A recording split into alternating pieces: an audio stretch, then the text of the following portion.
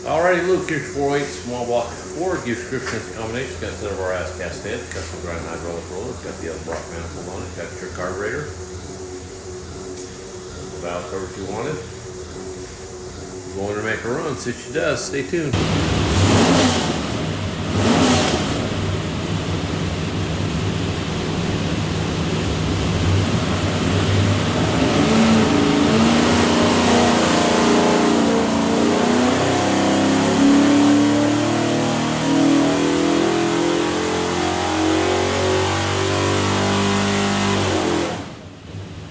3,400, 505 foot-pounds of torque, peak torque 507, peak horsepower 479, rated at 450.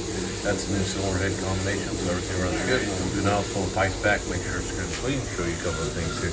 See if you're in to find the single entire credit card. It's USB card. It is full of technical information. Highly recommend watching everything. In your packet will be this engine spec sheet. Definitely take a glance at all this stuff. Good information. Have a great day.